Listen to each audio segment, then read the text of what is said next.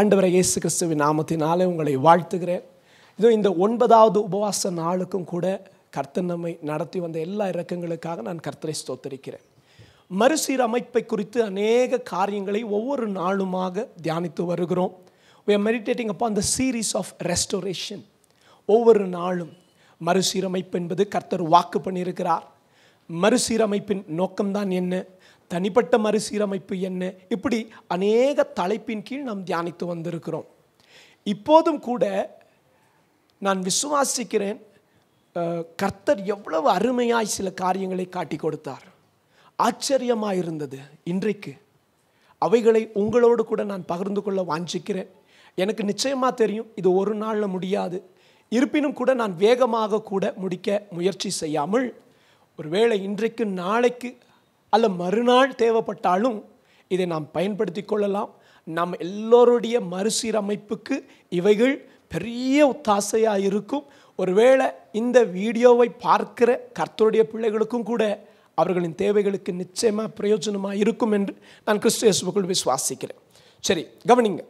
இந்த நாளுடைய தலைப்பு என்ன, இந்த மறுசீரமைப்பின் தலைப்பு என்ன இந்த நாளுக்கு அப்படின்னு சொன்னால், counter attack for our restoration.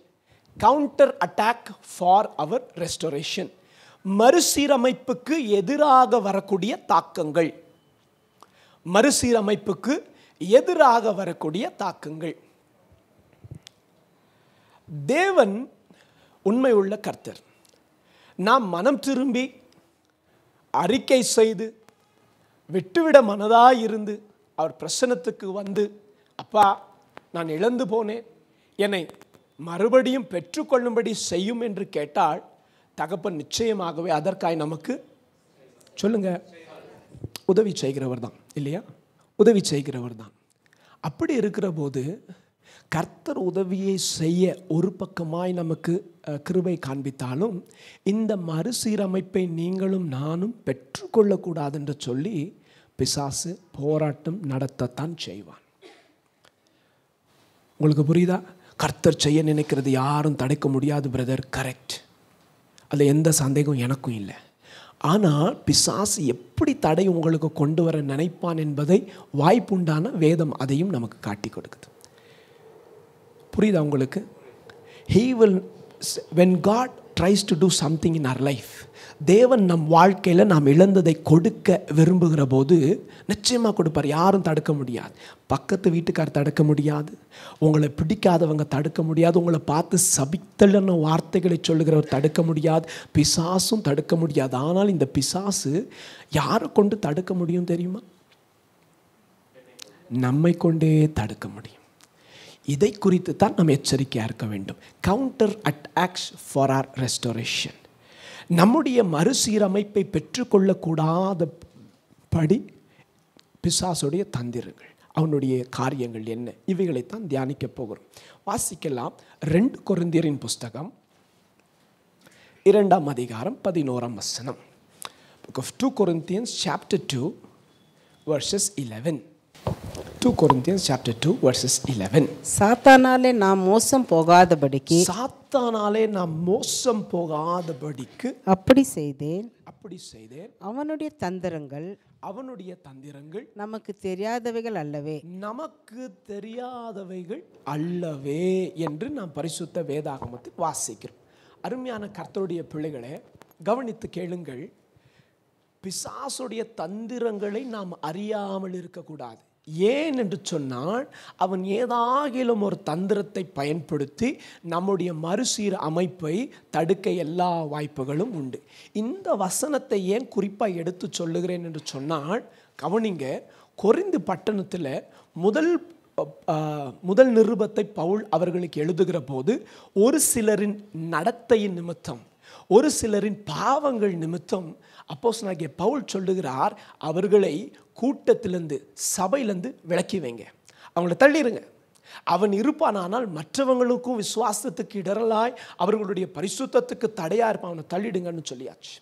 எப்போ? தன்னுடைய 1ஆம் நிருபத்தில் எழுதுகிற போது கொலேவியா வீட்டார் வந்து பவுலுக்கிட்ட எல்லாம் சொல்கிறாங்க. சபையில் நடக்கிற காரியங்களெல்லாம் சொன்னபோது, இதை கேட்டபோது பவுல் 1 கொரிந்தியர் எழுதுகிறார். அதில் எழுதுகிற போது சொல்கிறாங்க, இப்படிப்பட்ட கிரியைகளெல்லாம் செய்கிற இவர்களை நீங்கள் சபையை விட்டு ஒதுக்கி வைங்க. இப்போ 2வது நிருபத்தை எழுதுகிற போது பவுல் சொல்லுகிறார், அவன் மனம் திரும்பினதாக கேள்விப்பட்டேன், வேகமாக அவனை சேர்த்துக்கங்க. ஏன்னா பிசாசுடைய தந்திரங்களை நாம் அறியாமல் இல்லையே. இப்போது அவனை கர்த்தர் மறுசீரமைக்கிறார். மறுசீரமைக்க நேரத்தில் பிசாசு என்ன பண்ணுவான் தெரியுமா? எப்படி ஆகிலும் தடை செஞ்சு அவனை வெளியிலேயே கொண்டு போக நினைப்பான். மறுசீரமைக்கிற போது அவனுடைய தந்திரங்கள் மகா மோசமானது. எங்கே இவங்க மறுசீரமைக்கப்பட்டுருவாங்களோன்னு சொல்லி அவன் கிரியைகளை செய்வான். அதை தான் பவுல் எழுதுகிறார். புரியுது அவங்களுக்கு? இவன் மனம் திரும்பிட்டான்னு கேள்விப்பட்டு இப்போ பவுல் எழுதுகிறார், அவனை சேர்த்துக்கங்க மறுபடியும் சபைக்குள்ளே. ஏன்னா விட்டா பிசாசு அவனை சொந்தமாக்கி கொள்ளுவான். அவனுடைய தந்திரங்கள் தான் நமக்கு தெரியாதது இல்லையே அப்படின்னு சொல்கிறார். அப்போ மறுசீரமைக்கப்படுகிற சூழ்நிலை உண்டானால் பிசாசு என்ன பண்ணுவான்? அநேக தந்திரங்களை கொண்டு வருவான். ஒவ்வொருத்தருடைய மறுசீரமைப்பை நின்று போக, ஒவ்வொருடைய மறுசீரமைப்பு உண்டாகக்கூடாதபடிக்கு, ஒவ்வொருடைய மறுசீரமைப்பு அப்படியே நின்று போக, மறுசீரமைப்பு ஆகக்கூடாது என்று சொல்லி அநேக தாக்கங்களை கொண்டு வருவான். இவனுடைய தந்திரங்களை நாம் அறிஞ்சு கொள்ள வேண்டும் என்று அப்போஸ்தலனாகிய பவுல் சொல்லுகிறார். கர்த்தர் தான் மறுசீரமைக்க நினைக்கிறார், ஆனால் பிசாசு யுத்தம் செஞ்சே செய்வான். நீங்கள் சொல்லுங்க, பரிசுத்த வேதாகமத்தை அறிந்த கர்த்தருடைய பிள்ளைகளை, கடைசியாக யுத்தத்தில் யார் ஜெயிப்பான்? கர்த்தரா பிசாசா? என் வேதம் என்ன தெரியுமா சொல்லுது? அவர் தம்முடைய வாய், அதாவது நாசிலின் சுவாசத்தால் பிசாசை அழிப்பாராம். எங்கேயா இருக்கு? ஆனாலும் அவன் யுத்தம் செய்கிறானா இல்லையா? யுத்தம் செய்யத்தான் எல்லாம் செய்வான்னு வேதமும் காட்டி கொடுக்கிறது. அப்போ கர்த்தர் நம்மை மறுசீரமைக்க அவர் சித்தம் கொண்டிருந்தாலும் அது நம் வாழ்க்கையில் நிறைவேறக்கூடாதபடிக்கு அவன் யுத்தம் செஞ்சே செய்வான். புரியுதா உங்களுக்கு? இப்போ நான் உங்களுக்கு அப்படி காட்டி கொடுக்கிறேன்.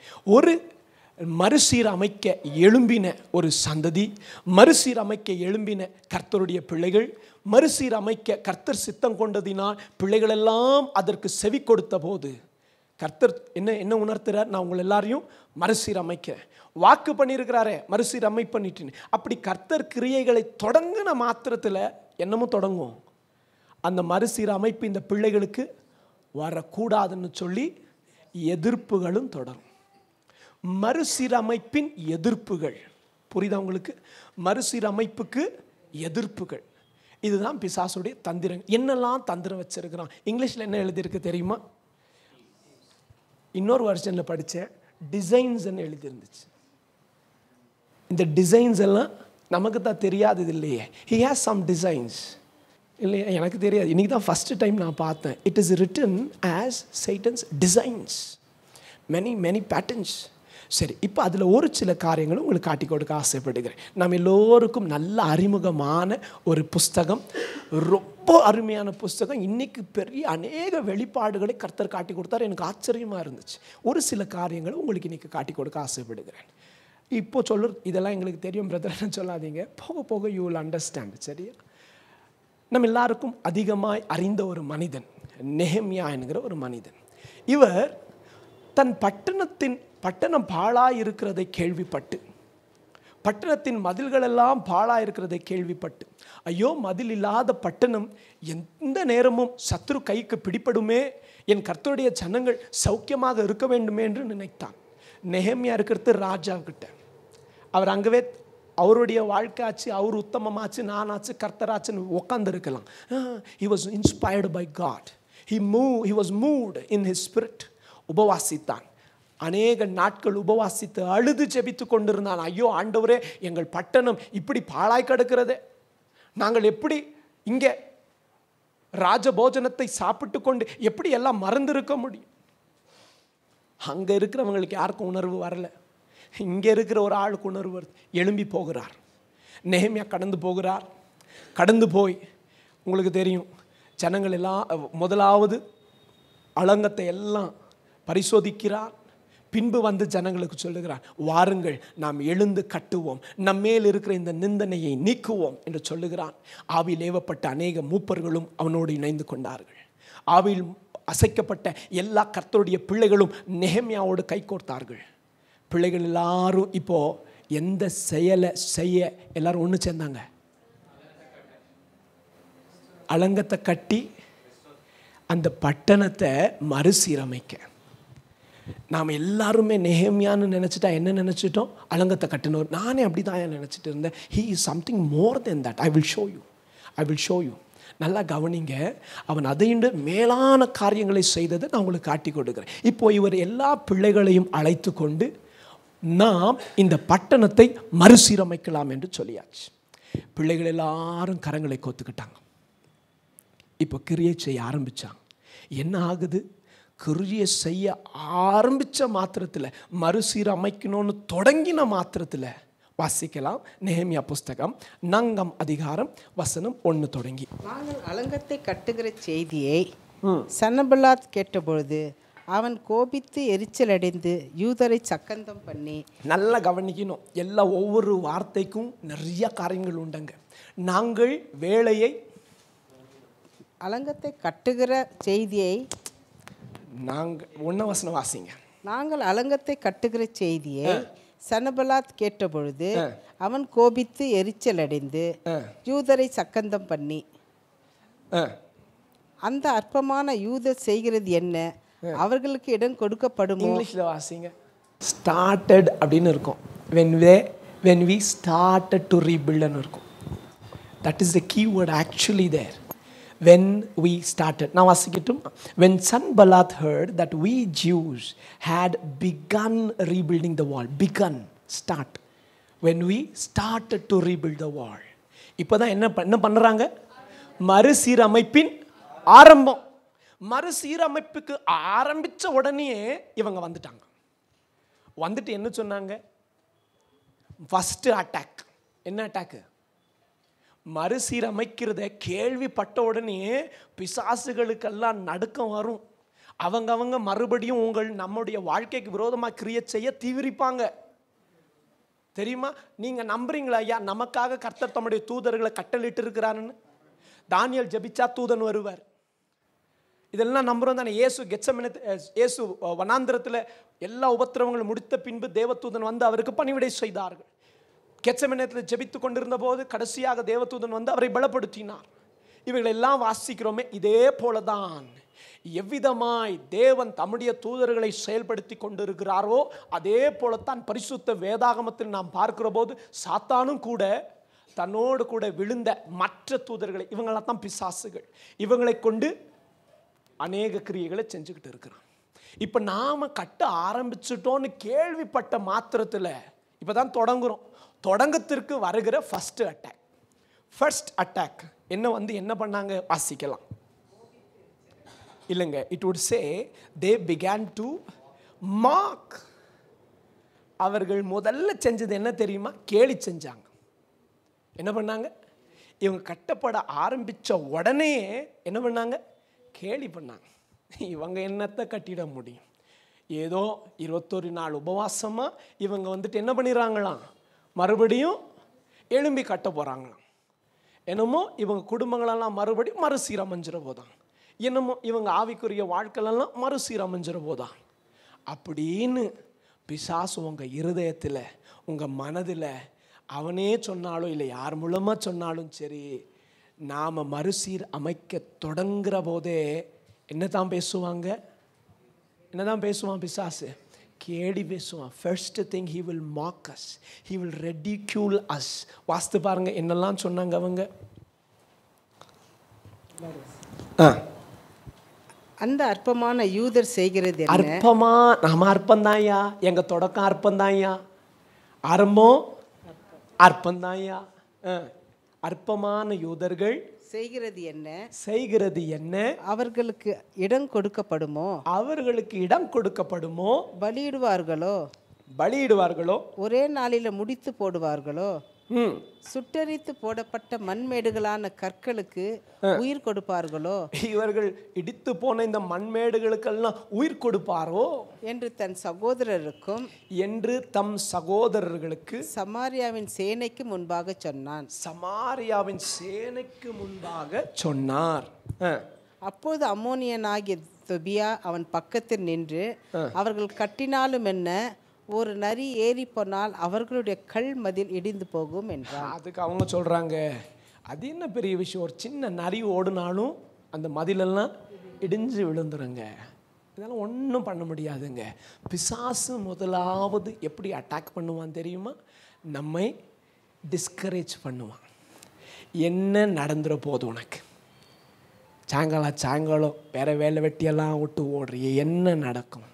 பிரயாசம் தானேயா, எல்லாம் ஒரு பிரயாசம் தானே, விசுவாசம் தானே, அமர்ந்த இடத்துலையே எல்லாம் வரும்னு எழுதலையே வேதத்தில். கண்களை போய் சிலோமுக்கு கழுவனா சிலோமுக்கு போய் கண்களை கழுவணும். போய் உன்னை ஆசாரியனுக்கு காண்பின்னு சொன்னால் போகணும். அந்த போகிற வழியில் தாயா கிரிய, போய் செய்கிறவதாயா கிரிய. துவக்கம் தானே, ஆமாம் ஆரம்பம் அற்பம்தான், நம்முடைய ஆரம்பம் அற்பம்தான் இருக்கட்டுமே. கேலி செஞ்சு பேசினான். ஒருபோதும் மனம் தளர்ந்து போகாதே. இந்த மறுசீரமைப்பை குறித்து உன் இருதயத்தில் விசுவாசம் பற்றி கொள்ளட்டும். என் கர்த்தரிடத்தில் நான் மெய்யாக மனம் திரும்பினது உண்மை, அவர் என்னை மறுசீரமைப்பதும் உண்மையே என்கிற விசுவாசத்தை வைத்துக்கொள். இவர்கள் வந்து இப்படி தான் சொன்னாங்க. அதற்கு இந்த பிள்ளைங்க என்ன சொன்னாங்கன்னு வாசித்து பாருங்க. எங்கள் தேவனே, நாங்கள் அவமதிக்கப்படுகிறதை கேட்டு அதற்கு நெகேமியா ஜெபித்தார். எங்கள் தேவனே, நாங்கள் அவமதிக்கப்படுகிறதை கேட்டு, எங்களை அவமானப்படுத்துறதை கேட்டு, அவர்கள் நிந்திக்கிற நிந்தையை அவர்கள் தலையின் மேல் திருப்பி அவர்களை சிறையிருப்பின் தேசத்திலே சூறைக்கு ஒப்புக்கொடும். அவர்கள் அக்கிரமத்தை மூடி போடாதேயும். ஹல்லேலூயா. இப்போ என்னதான் பண்ணார் நெகேமியா? ஜெபம் பண்ணார். இப்போ கவனிங்க, மறுசீரமைப்பதை தொடங்க ஆரம்பித்த உடனே தாக்கம் வர ஆரம்பிக்கும். இவ்வளோ நாள் அங்கங்கே எங்கேயோ ஒளிஞ்சிக்கிட்டு இருந்தவங்க இப்போ வர ஆரம்பிப்பாங்க. சத்துருக்கள் யாரையும் நீங்கள் மனுஷங்களை நினைக்கக்கூடாது. You should not come to an idea of இவங்களா அப்படின்னு நினைக்கக்கூடாது. It is always the spirit behind them. Maybe it is through some human being, but we do not go against this man, but against that spirit which is working behind this man. நமக்கு விரோதமாக எழும்புகிற ஒரு சகோதரனோ இல்லை நண்பனையோ யாரையோ பார்த்து நாம் இவங்க தான் அந்த சத்ருன்னு நினைக்கக்கூடாது. அவர்களுக்கு பின்னாடி கிரியை செய்கிற பிசாசை தான் நாம் பார்க்கணும். புரியுதா உங்களுக்கு? அதனால் மனுஷர்கள் மேல் நீங்கள் இவைகளை பேசுவோம். ஆமாண்டவரே, அவங்கள நீங்கள் இப்படி பண்ணுங்க, அவங்கள வேதனைக்குட்படுத்துங்க, அவங்கள அடிமைத்தனத்துக்குட்படுத்துங்கன்னு அவங்கள பேசக்கூடாது. அவர்களை தூண்டி விடுகிற பிசாசு தானே. புரியுதா உங்களுக்கு? ஆமாம். First attack the day we start to begin. நாம் மறுசீரமைக்க ஆரம்பித்த உடனே இப்படிப்பட்ட ஒரு ஃபர்ஸ்ட் அட்டாக் வரும். இது என்ன அட்டாக்கு?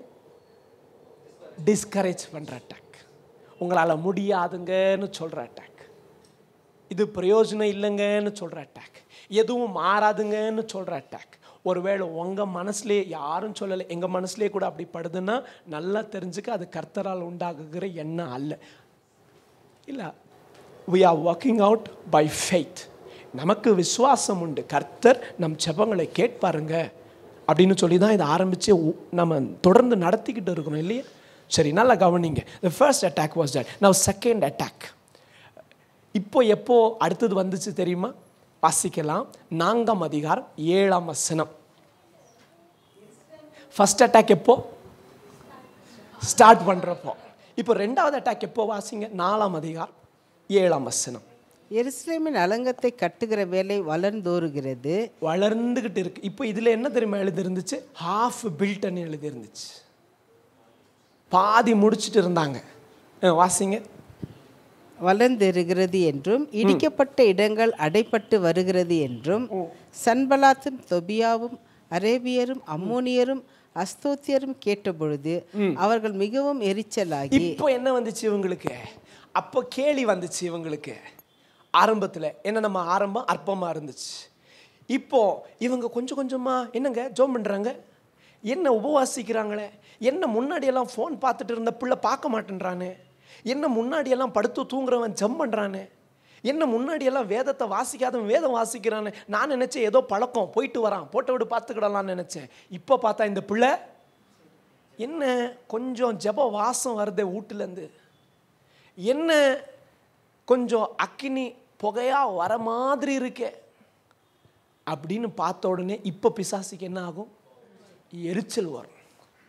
முந்தி உங்களையும் என்னையும் கேலி பேசி நாம் கட்டுவதை நிறுத்திவிட வேண்டும் என்று பிரயாசப்பட்ட அவன் அதில் முடியல. இப்போ என்ன வருது? இவனுக்கு எரிச்சல் உண்டாகுது. எரிச்சல் உண்டாகுது. எப்படி ஆகிலும் the second attack, do you see this? முதல் அட்டாக் என்ன? To discourage, to mock, to humiliate, to ridicule. இல்லாததை பொல்லாததை பேசி உன் மனம் தளர்ந்து போக வேண்டும் என்று. அதுக்கு தான் வேதம் எத்தனை முறை சொல்லியிருக்கு தெரியுமா? சோர்ந்து போகாதீங்க, நன்மை செய்கிறதுல சோர்ந்து போகாதீங்க, ஏற்ற காலத்தில் நீங்கள் பலன் அறுப்பீங்க ஐயா, சோர்ந்து போகாதீங்க. ஏன்? எப்போவும் நாம் கிரியை செய்யக்கூடாது என்று சொல்லி பிசாசு எப்போவும் நம்மை சோர்ந்து போகத்தான் பண்ணுவான். இதுதான் நம்ம மறுசீர் அமைஞ்சிடக்கூடாது என்று அவன் செய்கிற முதல் தந்திரம். First one type design. சரியா? இது ஃபஸ்ட்டு டைப்பு டிசைன். எப்படி தெரியுமா? நரியாட்டம் வருவான். நரியெல்லாம் ஒன்றும் பெருசாக பண்ணாதுங்க, கேளிச்சு. புரியுதா உங்களுக்கு? உங்களுக்கு ஒன்று நான் காட்டுறேன் பாருங்க. இப்போ செகண்ட் அட்டாக் பார்த்துட்டு இருக்கிறோம். இப்போ பாதி எலும்பு இந்த பார்த்த உடனே இவங்களுக்கு எரிச்சல். நாங்கள் நினைக்கலையே இவங்கெல்லாம் இப்படி வருவாங்கன்னுட்டு, நாங்கள் நினைக்கலையே இவங்கெல்லாம் இப்படி வாழ்ந்திருப்பாங்கன்னு சொல்லி எரிச்சல் கொள்கிறாங்க. Right, it is a spirit behind. மறுபடியும் சொல்லுகிறேன், எந்த மனுஷங்களையும் நீங்கள் யோசிக்கக்கூடாது. அதற்கு பின்னாடி இருக்கிற சத்ருவின் கிரியைகளை தான் பார்க்கணும். சரியா? ஆமாம், எரிச்சல். கர்த்தருக்குள்ள பிள்ளை கொஞ்சம் வேர்கொண்டுட்டா பயம். எங்கே இவங்க தலை சிறந்து நின்றுவாங்களோ, எங்கே கர்த்தர் இவங்களை கொண்டு மற்றவங்களை கொண்டு வந்துடுவாரோங்கிற பயம். ஆச்சா, என்ன பண்ணாங்க? இப்போ 4ஆம் அதிகாரம் 7ஆம் வசனத்தை வாசிங்க. அவர்களுக்கு மிகுந்த எரிச்சல் உண்டாச்சம். became very angry. ஃபஸ்ட்டு எப்படி வந்தாங்க? குள்ள நரிகளாட்டம் வந்தாங்க. ஒன்றும் செய்ய முடியல. இதெல்லாம் என்ன செய்யும், வாங்க போகலான்னு போயிட்டான். புரியுதா உங்களுக்கு? Fox is a very cunning. அவங்க ஃபஸ்ட் டைம் வந்தப்போ தங்களை எப்படி காமிச்சாங்க? கன்னிங் ஃபாக்ஸ் மாதிரி தான் காமிச்சாங்க. ஒன்றும் பண்ண முடியாது, வாங்க போகலான்னு போயிட்டான். அடுத்தது ரெண்டாவது, இப்போ வருகிற போது மிகுந்த எரிச்சல் உண்டாச்சு. 7ஆம் வசனத்தை வாசிங்க. 4ஆம் அதிகாரம் 7ஆம் வசனம். எருசலேமில் அலங்கத்தை கட்டுகிற வேலை வளர்ந்தேறுகிறது என்றும், வளர்ந்து ஏறுகிறதை, இடிக்கப்பட்ட இடங்கள் அடைப்பட்டு வருகிறது, இடிக்கப்பட்ட இடங்களெல்லாம் அடைத்து வருகிறது என்றும், சன்பலாத்தும் தொபியாவும் அரேபியரும் அம்மோனியரும் அஸ்தோத்தியரும் கேட்டபோது அவர்கள் மிகவும் எரிச்சலாகி எருசலேம் மேல் யுத்தம் பண்ண எல்லாரும் ஏகமாய் வரவும் வேலையை தடுக்கவும் கட்டுப்பாடு பண்ணினார்கள். இப்போ எப்படி வரணும்னு நினைக்கிறாங்க? சீறிக்கிட்டு வர சிங்கமாட்டம். You see that different patterns of Satan's attack. First எப்படி வந்தாங்க? ஒரு குள்ள நிறைய ஆட்டம் வந்தாங்க. இவங்கெல்லாம் என்ன செஞ்சிட முடியும்? கேலி பேசிட்டு போனாங்க. ஆனால் ஒன்றும் நடக்கலை. இவங்க மறுசீரமைக்கிறது தொடர்ந்து நடந்துக்கிட்டே இருக்கு. இப்போ இதை பார்த்துட்டு பிசாசோடைய அடுத்த வேஷம் என்ன? கர்ஜிக்கிற சிங்கத்தை போல வருவோன்னு சொல்லி என்ன சொல்கிறாங்க? யுத்தம் பண்ண போகிறவங்க மேலே. அதுவும் யோளப்படைகளை கூப்பிட்டு, அங்கே வாசித்து பாருங்க, இவங்களெல்லாம் கூப்பிட்டுக்கிட்டு யுத்தத்துக்கு வர போகிறேன். நெஹெமியாவும் உன்னுடைய ஆட்களும் உன்னுடைய சனங்களும் முடிஞ்சிச்சு. கர்ச்சிக்கிற சிங்கத்தை போல தோற்றம் காண்பித்து கொண்டு வந்தான். எதை நிறுத்த? இல்லையா, அப்படி ஒன்று சொல்லக்கூடாது. மறுசீரமைப்பை நிறுத்த. வாசிங்க, தொடர்ந்து வாசிங்க அப்படியே. ஆனாலும் நாங்கள் எங்கள் தேவனை நோக்கி ஜெபம் பண்ணி. இதுக்கும் நெஹெமியா என்னதான் பண்ணாரு? ஜெபம் பண்ணார். அங்கே குள்ள நரி மோள வந்தாங்க. அதுக்கு நெஹெமியா என்ன பண்ணாரு? ஜெபம். உங்களெல்லாம் முடியாதியா, நான் ஜெபம் பண்ணுவேன். எங்களை அழைச்சது கர்த்தர், இதை தொடங்கினது கர்த்தரானால் அவரே முடிப்பார். நாங்கள் இதுக்கெல்லாம் பயப்படுற ஆட்கள் இல்லை, இதுக்கெல்லாம் நாங்கள் சோர்ந்து போகிற ஆட்கள் இல்லை. முதல்ல சோர்ந்து போகிற ஆட்கள் இல்லை. இரண்டாவது, இப்போ இவங்க என்ன பண்ணுறேன்னு நினைக்கிறாங்க? யுத்தத்துக்கு வர போகிறோம், உங்களுக்கு விரோதமாக சண்டை போட போகிறோம், உங்களுடைய பலத்தில் எங்களுக்கு முன்பாக நீங்கள் நிற்க முடியாது, பயமுறுத்த நினைக்கிறாங்க. புரியுதா? ஆமாம். இப்போ இதற்கும் நெஹெமியா செஞ்ச வழி என்னதான்? அதே ஜெபம் தான். ஆண்டவரே, வாசிங்க. 9ஆம் வசனம். ஆனாலும் நாங்கள் எங்கள் தேவனை நோக்கி ஜெபம் எங்கள் தேவனை நோக்கி ஜெபம் பண்ணி அவர்கள் நிமித்தம் அவர் நிமித்தம் இரவும் பகலும் ஜாமம் காக்கிறவர்களை வைத்தோம். இரவும் பகலும் ஜாமக்காரர்களை வைத்தோம். கர்த்தர் தான் காக்க போகிறார். ஆனாலும் தேவப்புள்ள நான் தூங்கக்கூடாது, நான் மறுசீர் அமைப்பு தடைப்படக்கூடாது என்று சொன்னான். என் மறுசீர் அமைப்பு சத்துருக்களால் மேற்கொள்ளப்படக்கூடாது என்று சொன்னான். என் மறுசீர் அமைப்பை தடுக்க பொல்லாத பிசாசு கிரியை செய்து கொண்டுதான் இருக்கிறான். என் மறுசீர் அமைப்பு எங்கே நிறைவேறி விடுமோ என்று சொல்லி கண்களை அப்படியே தேடி பார்க்கிறான். யாரை விழுங்கலாமோ என்று சொல்லி வகை தேடுகிற கர்ச்சிக்கிற சிங்கத்தை போல காரியங்களை செய்கிறான். நாம் வாசித்தோம் அல்லவா, இதையெல்லாம் பார்க்கிறோம் அல்லவா? கர்த்தருடைய பிள்ளைகளை யோசித்து பாருங்க. அப்படி இருக்கிற போது நீங்களும் நானும் கர்த்தர் மறுசீரமைப்பார் என்று நாம் மௌனமாக இருக்கிறதல்ல, தூங்குகிறதல்ல. நாம் ஆவில விழித்திருக்கிறவர்களாய் இருந்து நாம் அவைகளை பாதுகாக்க வேண்டும். இந்த நாட்களில் நீங்கள் என்ன பண்ணுங்க தெரியுமா? வீட்டில் நல்லா ஜாம் பண்ணுங்க. மாறி மாறி ஒத்தொத்தர் ஜாம் பண்ணிக்கிட்டே இருங்க. வேலைக்கு போட்டான் கணவர் வேலைக்கு போயிட்டாரு, மனைவி வீட்டில் நீங்கள் ஜாம் பண்ணுங்க. அவர் வந்த மேலே நீங்கள் மற்ற வேலைகளெல்லாம் செஞ்சுட்டு இருங்க, கணவர் ஜாம் பண்ணட்டும். பிள்ளைகளை கொஞ்சம் நேரம் ஜாபத்துக்கு கொடுங்க, அவங்க கொஞ்சம் நேரம் ஜாம் பண்ணட்டும். மாறி மாறி ஜாம் பண்ணிக்கிட்டே இருங்க கர்த்தருடைய சமூகத்தில். நாங்கள் இழந்ததை பெற்றுக்கொள்ள வேண்டும்ப்பான்னு சொல்லி குடும்பமாக அப்படி ஜாம் பண்ணுங்க. புரியுதா உங்களுக்கு? எரிச்சல் கொண்டு இவங்க வேலை தடுக்கப்படணும்னு நினைக்கிற பொல்லாத சாத்தானின் கிரியைகள் விலக வேண்டுமானால் நெஹெமியா செஞ்சது ஒன்று தான். என்ன பண்ணாரு? ஜபம் பண்ணார். ஐயா ஆண்டவரே இதை பாருங்க ஆண்டவரேன்னு ஜபம் பண்ணி இரவும் பகலும் காத்து கொள்ள காவல் வைத்தார்கள். Second attack we see. வாசிக்கலாம். அடுத்தது அப்படியே தொடர்ந்து வாசிக்கலாம். நான் 9ஆம் வசனம் தொடங்கி 15 வரைக்கும் வாசிக்கணும். ஆனாலும் நாங்கள் எங்கள் தேவனை நோக்கி ஜெபம் பண்ணி அவர்கள் நிமித்தம் இரவும் பகலும் ஜாமம் காக்கிறவர்களை வைத்தோம். அப்போது யூத மனிதர் சுமைக்காரரின் பலன் குறைந்து போகிறது, மண்மேடு மிச்சமாகுகிறது, நாங்கள் அலங்கத்தை கட்டக்கூடாது என்றார்கள். எங்கள் சத்துருக்களோ வென்றால் நாங்கள் அவர்கள் நடுவே வந்து அவர்களை கொன்று போடும் மட்டும் அவர்கள் அதை அறியாமலும் பாராமலும் இருக்க வேண்டும். இவ்விதமாய் அந்த வேலையை ஓய பண்ணுவோம் என்றார்கள். அதை அவர்கள் அண்டையில் குடியிருக்கிற யூதரும் பல இடங்களிலிருந்து எங்களிடத்திற்கு வந்து 10 விசை எங்களுக்கு சொன்னார்கள். அப்போது நான் அலங்கத்துக்கு பின்னாக இருக்கிற பள்ளமான இடங்களிலும் மேடுகளிலும் பட்டயங்களையும் ஈட்டிகளையும் வில்லுகளையும் பிடித்திருக்கிற ஜனங்களை குடும்பமாக நிறுத்தினேன். அதை நான் பார்த்து எழும்பி பிரபுக்களையும் அதிகாரிகளையும் மற்ற ஜனங்களையும் நோக்கி அவர்களுக்கு பயப்படாதிருங்கள்.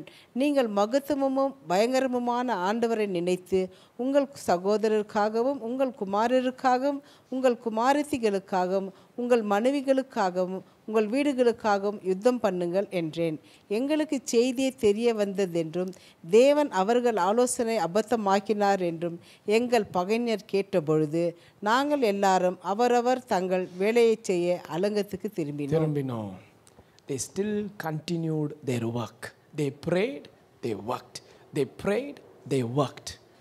புரியுதா உங்களுக்கு? கிரியை செஞ்சாங்க, தொடங்குனாங்க, கேலி பேசினாங்க, ஜெபம் பண்ணாங்க, கிரியை செஞ்சாங்க, தொடர்ந்து கட்டிக்கிட்டே இருக்கிறாங்க. பாதி வந்துருச்சு. இப்போ மிகுந்த எரிச்சல் கொண்டு யுத்தத்துக்கு போகலாம், அவர்களை கொலை செய்யலாம் என்று சொல்லி ஈட்டியையும் பட்டயத்தையும் எல்லாம் ஆயத்தப்படுத்துகிறாங்க. இவங்க என்ன பண்ணாங்க? இப்போ ஜெபம் பண்ணாங்க. ஒருத்தர் காவலுக்கு நிற்கவும் மறுபடியும் கட்ட தொடங்கினாங்க. எந்த காரணத்திற்கும் மறுசீரமைப்பு தடைப்படவே கூடாது. தாக்கங்கள் வருமா? வரத்தான் செய்யும். The second attack was what? Threatening. இல்லையா? Attack, plot, threatening. இவர்களை பயமுறுத்தினார்கள், அச்சுறுத்தினார்கள். இல்லையா? வாசித்தோம். தொடர்ந்து கூட அப்படியே பார்க்கலாம். இப்போ எவ்வளோ தூரத்துக்கு ஆயிடுச்சு மறுசீரமைப்பு? பாதி ஆயிடுச்சு. மறுசீரமைப்பு பாதி முடிஞ்சு போச்சு. இப்போ அடுத்ததும் என்ன தான் பண்ணிட்டு இருக்காங்க? ஜெபத்தோட கட்டிக்கிட்டே இருக்கிறாங்க. இப்போ 3வது அட்டாக் வருது. ஃபர்ஸ்ட் அட்டாக் பிசாசு எப்படி வருவான்? ஒரு குள்ள நரிய போல வருவான். 2வது அதுக்கு நாம இடம் கொடுக்கல. இப்போ அப்படியா? சரி, இது அடுத்த டிசைன். இது என்ன? சிங்கத்தை போல கெர்ஜிக்கிட்டு வரான். இதுக்கும் நாம் இடம் கொடுக்கலன்னா இப்போ 3வது அட்டாக் வருது. என்னது பார்க்கலாம். 6ஆம் அதிகாரம் 1ஆம் வசனம். நான் அலங்கத்தை கட்டி முடித்ததையும். ஃபர்ஸ்ட் என்ன? அலங்கத்தை கட்ட தொடங்கினதை கேட்டபோது. 2வது என்ன? நாங்கள் அலங்கத்தை கட்டி கொண்டிருக்கிறதை கேட்டபோது. இப்போ 3வது என்ன? நாங்கள் அலங்கத்தை கட்டி முடித்ததை கேட்டபோது. இனி அதில் திறப்பு ஒன்றுமில்லை என்பது. திறப்பு ஒன்றுமில்லை என்று சன்பலாத்தும் தோபியாவும் அரேபியனான கேஷமும் எங்களுக்கு உண்டாயிருந்த மற்ற பகைஞரும் கேள்விப்பட்ட பொழுது நான் வாசல்களுக்கு இன்னும் கதவு போடாது. ஆனா இன்னும் வாசல்கள் மூடப்படல. எல்லா மதிலும் கட்டி முடிச்சிட்டோம். ஆனா இன்னும் எது பாக்கி இருக்கு? வாசல்கள். there were many gates இல்லையா? இவைகளுக்கு இன்னும் கதவுகள் பொருத்தாததை கேள்விப்பட்டு சன்பலாத்தும் கேஷமுமே ஆள் அனுப்பி. சன்பலாத்தும் கேஷமும் ஆள் அனுப்புறாங்க. நாம் ஓனோ பள்ளத்தாக்கில் இருக்கிற கிராமங்களில் ஒன்றில் ஒருவரை ஒருவர் கண்டு பேசுவோம் வாரும் என்று கூப்பிட்டார்கள். ஐயா உங்ககிட்ட கொஞ்சம் பேசணும் வாங்க. முதல்ல எப்படி வந்தாரு? குள்ள நரிய போல வந்து கேலி பேசினார். ஆகல வேலை. 2வது எப்படி வந்தார்? கெர்ஜிக்கிற சிங்கத்தை போல வந்து பேசினார். வேலைக்கு ஆகல. இப்போ 3வது எப்படி வர்றாரு? அப்படியே சர்ப்பமாட்டம் வருகிறார். Hissing snake. அப்படியே வந்து உங்ககிட்ட கொஞ்சம் பேசணுங்க. ஒன் ஆஃப் த வில்லேஜஸ், அந்த ஒரு கிராமத்தில் சந்திக்கலாம் வாங்களேன், உங்ககிட்ட பேசணுங்க.